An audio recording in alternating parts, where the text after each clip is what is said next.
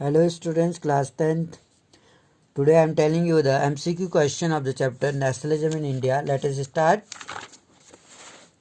My first question is, in which year did Mahatma Gandhi travel to Champaran? Mahatma Gandhi ने किस year Champaran Bihar में यात्रा की थी? To inspire the peasants to struggle against the oppressive plantation system. जो plantation system था उसकी जो ऑपरेसिव उस जो चंपारण इन बिहार किसानों को ऑपरेसिव प्लांटेशन सिस्टम के आगे स्ट्रगल करने के लिए गांधी जी ने चंपारण की यात्रा की थी। किस ईयर की थी? अगर याद हो, इसमें पहला ऑप्शन है 1915, तो आपको याद होना चाहिए 9 जनवरी 1915 को तो गांधी जी साउथ अफ्रीका से इंडिया आए। ये ऑप्शन तो हो नहीं सकता। 15 में तो वो जा नहीं सकते बिहार में चंपारण में।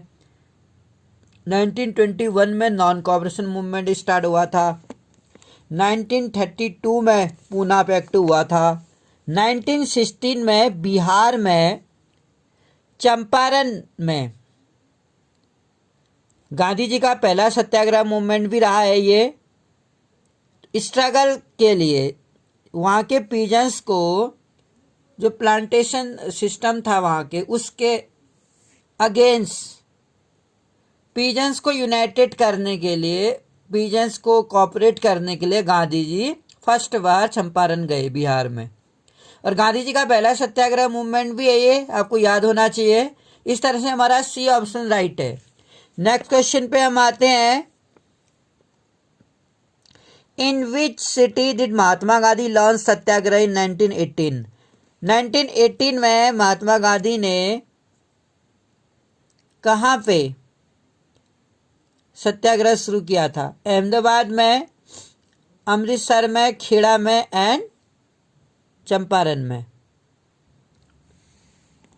तो महात्मा गांधी ने सत्याग्रह 1918 में कहाँ शुरू किया था? अहमदाबाद, अमृतसर, खेड़ा, चंपारण। तो जहाँ तक हमें याद होगा 1916 में चंपारण में किया था और 1918 में अहमदाबाद में किया, उसके बाद खेड़ा में किया। शायद मैं गलत हूँ। चंपारण में 1916 बुक कहती है, लेकिन 1917 लिखा है किसी किसी बुक में कि 1917 में किया। तो हिसाब से 1918 में अहमदाबाद में मिल वर्कर्स के लिए गांधी जी ने मूवमेंट किया था। तो option A is a right answer. Kheda में किया था गुजरात के मिल वर्कर्स के, वहाँ पीजेंट्स के लिए। अहमदाबाद में मिल वर्कर्स के लिए किया था 1918 में। बेसिकली इसकी डेट मैं आपको बता दूं, 1916 में किया था बिहार में चंपारण में, 1917 में खेड़ा में और 1918 में अहमदाबाद में। ठीक हो गया। और अहमदाबाद में जो गांधी जी ने स्ट्रगल किया सत्याग्रह के लिए, वो गांधी जी की पहली भूख हड़ताल थी। फास्ट रखा गांधी जी ने मिल वर्कर्स के लिए, मिल ओनर्स, क्योंकि उनको उतना बोनस नहीं दे रहे थे। इसीलिए 1918 में महात्मा गांधी का सत्याग्रह चला। नेक्स्ट क्वेश्चन हमारा आता है, question number 3। In which of the following city was a खिलाफत कमेटी फॉर्म्ड? इनमें से निम्न में से किस शहर में खिलाफत कमेटी फॉर्म की थी मार्च 1919 में? अगर हमें खिलाफत कमेटी के बारे में पता होगा तो भारत में जो खिलाफत मूवमेंट चला था, क्यों चला था और किसके द्वारा चलाया गया था? जो खिलाफत मूवमेंट था मोहम्मद अली और शौकत अली, जिन्हें अली बंधु भी बोलते थे, उनके द्वारा चलाया गया। क्योंकि इनकी जो स्पिरिचुअल लीडर थे खलीफा, इनके पावर्स घटा दिए गए थे। उसके अगेंस्ट इंडिया से भी खिलाफत शुरू हुआ था। वो किस शहर में शुरू हुआ था कहता है वो? The right answer is Mumbai. Mumbai में शुरू हुआ था। A is the right option. Next question, question number 4। Gandhi ji launch a nationwide satyagraha. Gandhi ji ने पूरे राष्ट्रीय स्तर में एक सत्याग्रह मूवमेंट चलाया था dash dash against the propose Rowlatt act. Rowlatt act के अगेंस्ट किस ईयर? रॉलेट एक्ट था क्या हम जानते हैं। रॉलेट एक्ट के तहत किसी भी व्यक्ति के घर में जबरदस्ती घुस के उसके घर की तलाशी हो सकती थी, बिना वारंट जारी किए उसको गिरफ्तार किया जा सकता था, बिना उस पर ट्रायल चलाई 2 साल तक उसको जेल में रखा जा सकता था। इसी को रॉलेट।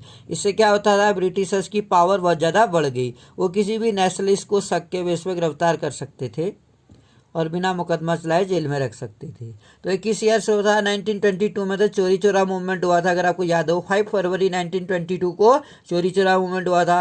1916 में चंपारण सत्याग्रह हुआ था, गांधी जी का पहला सत्याग्रह। 1919 ये वो तारीख है। इस ईयर्स में खिलाफत मूवमेंट्स भी हुआ था, जलियांवाला बाग ट्रेजेडी भी हुई थी। हाँ, डेट जरूर अलग है लेकिन ईयर तो सेम है। रॉलेट एक्ट हुआ था आपका 1919 में। ए इज ए राइट ऑप्शन। 1921 में तो नॉन कॉपरेशन मूवमेंट हुआ था। इस तरह से आप याद रखेंगे। 16 में क्या हुआ, 17 में क्या हुआ था खेड़ा में, 18 में क्या हुआ अहमदाबाद में, फिर 1919 में रॉलेट एक्ट हुआ। रॉलेट एक्ट के कुछ समय के बाद जलियांवाला बाग हो गया। रॉलेट एक्ट के उस समय बाद हुआ था। आइए चलते हैं नेक्स्ट क्वेश्चन की ओर।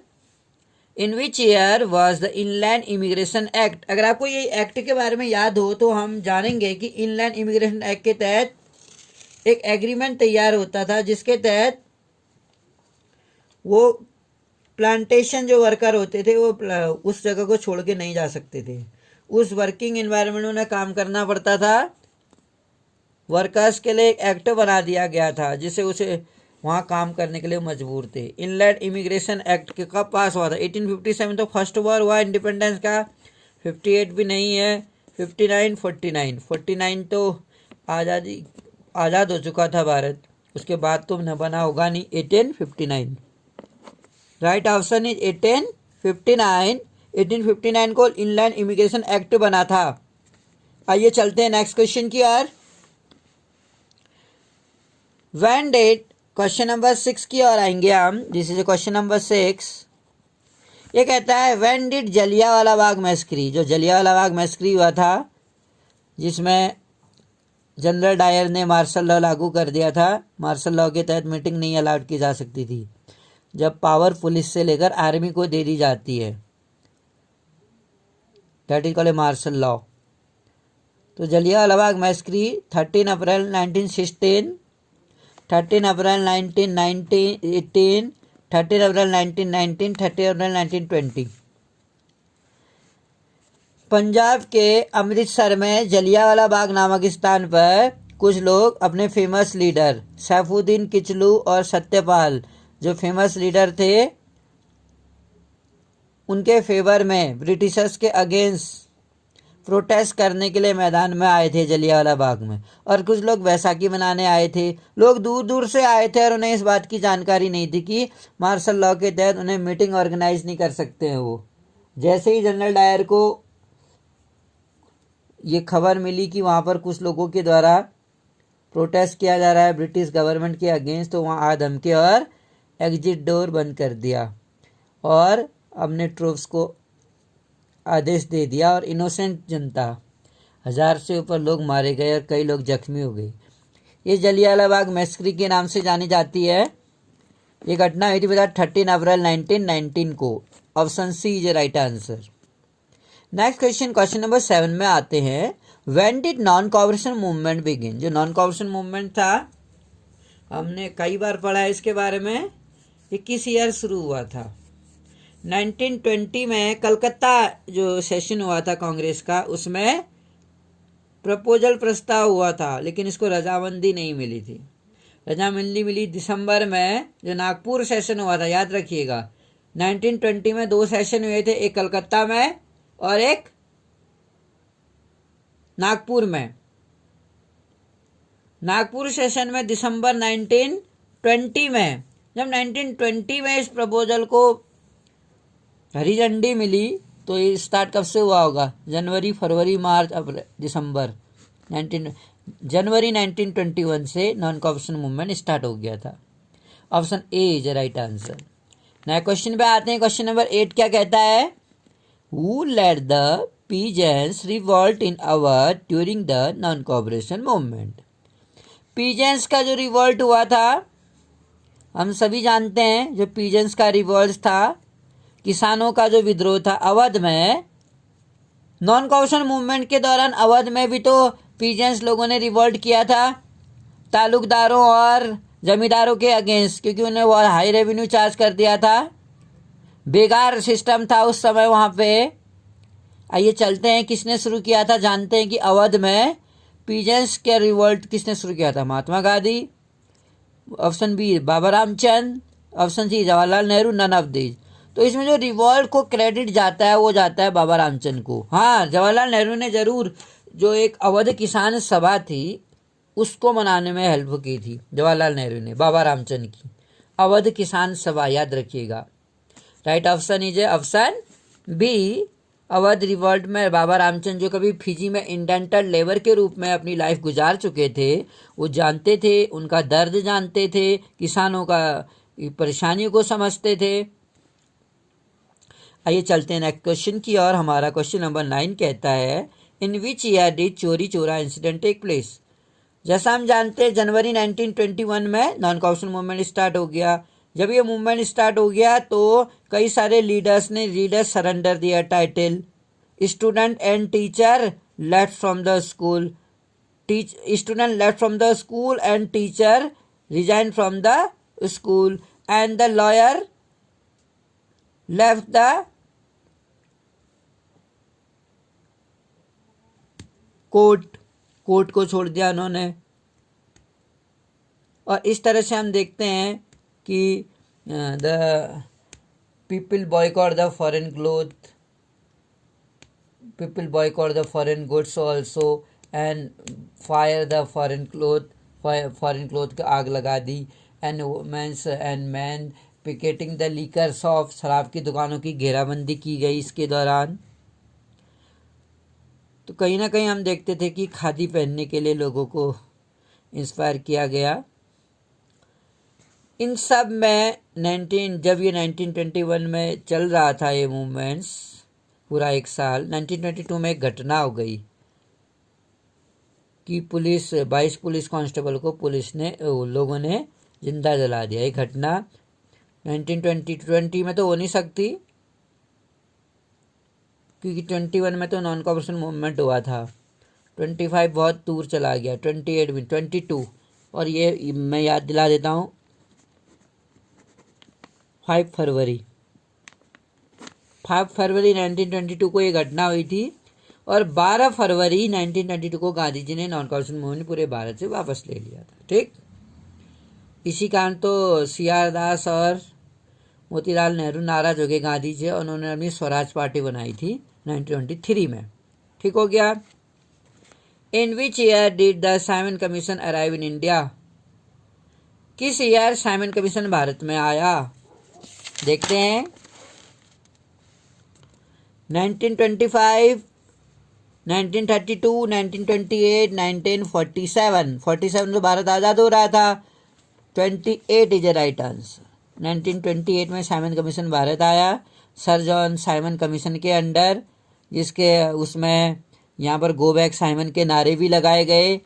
और जो लाला लाजपत राय थे उन्होंने भी विरोध किया लाहौर में, और उनको सैंडर्स के द्वारा लाठीचार्ज के दौरान, जब सैंडर्स ने इनको लाठीचार्ज किया तो इनकी मौत हो गई 3 दिन बाद।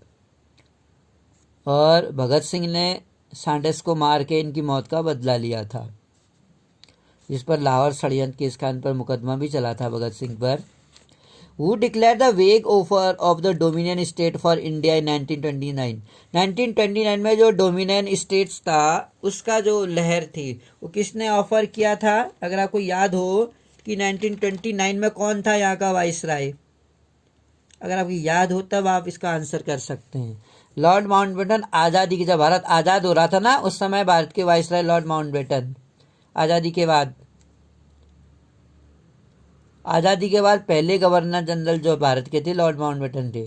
लॉर्ड डलहौजी तो हो ही नहीं सकता, 1848 से इनका कार्यकाल, 1848 से 1856 तक है लॉर्ड डलहौजी। आपको याद होगा लॉर्ड डलहौजी के बारे में मैंने आपको बताया था, डॉक्ट्रिन ऑफ लेफ्ट जिसने लागू किया था, गोद निषेध नीति, कि अगर किसी भी राजा के बिना संतानहीनता के मरता है तो उसकी संपत्ति, राजा की संपत्ति ब्रिटिशर्स ले लेगी। डॉक्ट्रिन ऑफ लेफ्ट लागू किया था डॉक्टर डलहौजी ने। अब आते हैं जॉन साइमन। जॉन साइमन तो साइमन कमीशन के अंडर वो किया था जॉन साइमन ने। लॉर्ड इरविन, अगर हमको याद हो 1927 से 1931 तक लॉर्ड इरविन थे। लॉर्ड इरविन और गांधी जी की बैठक हुई ना, गांधी इरविन पैक्ट के नाम से जाना जाता है। गांधी जी ने 11 डिमांड्स रखी थी, एक लंबा लेटर लिखा था जिसमें गांधी जी की इन मांगों को मानने से इनकार कर दिया गया था। तो राइट ऑप्शन है लॉर्ड इरविन। आइए चलते हैं नेक्स्ट क्वेश्चन की ओर। In which year was the Poona pact sign? किस ईयर पूना पैक्ट साइन किया गया? 1930, 31, 32, 33। राइट ऑप्शन है 1932। 1932 में गांधी जी और बी आर अम्बेडकर के बीच पूना पैक्ट हुआ था, क्योंकि अम्बेडकर दलितों के लिए अलग से इलेक्टोरल चाहते थे जबकि गांधी जी नहीं चाहते थे। इसमें एक समझौता हुआ 1932 में। नेक्स्ट क्वेश्चन आता है हमारा बेटा, question number 13। Who organise Dalit into depress class association? दलितों के लिए डिप्रेस क्लास एसोसिएशन किसने गठित किया था? बी आर अम्बेडकर ने, महात्मा गांधी ने, बाबा रामचंद्र ने, मोतीलाल नेहरू ने। तो आपको याद होगा दलितों के लिए डिप्रेस क्लास एसोसिएशन, हमारा क्वेश्चन भी किया हमने, डॉक्टर बी आर अम्बेडकर ने।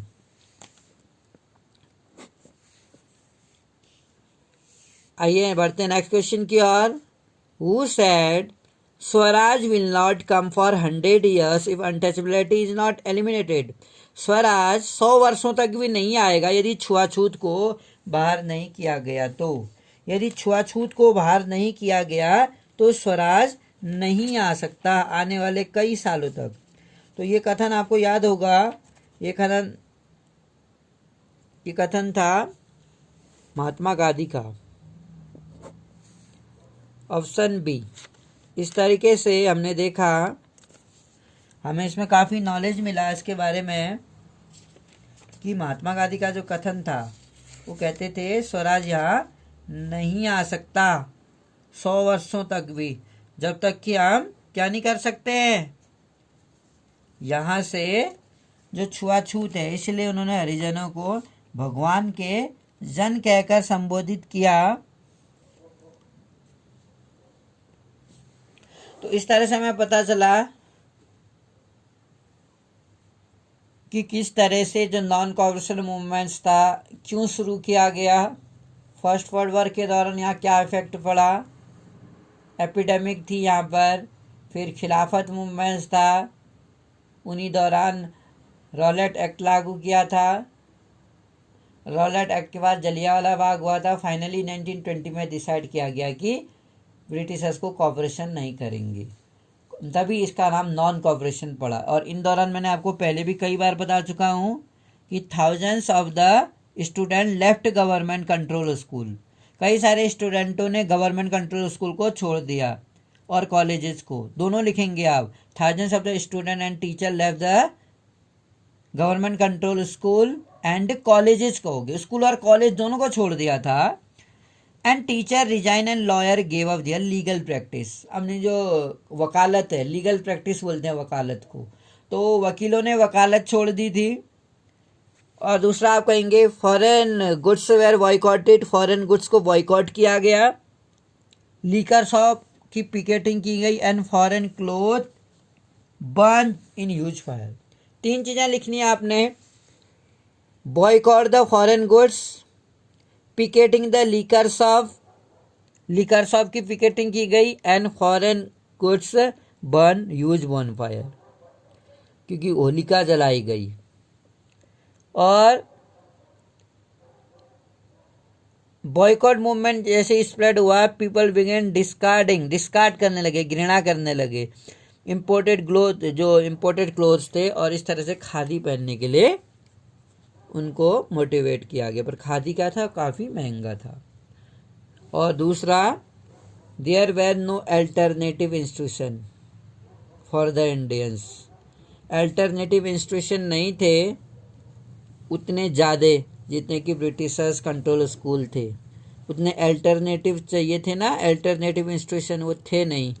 तो फाइनली धीरे धीरे सब लोग, चाहे टीचर्स हो स्टूडेंट्स हो, दोबारा से स्कूल और कॉलेजेस में वो आना शुरू हो गया। और दोबारा से खादी इतना महंगा था, अफोर्ड नहीं कर पाए, तो एक साल के बाद दोबारा से जो मिडिल क्लास और लोअर पुअर पीपल थे वो खादी पहनना शुरू कर दिया।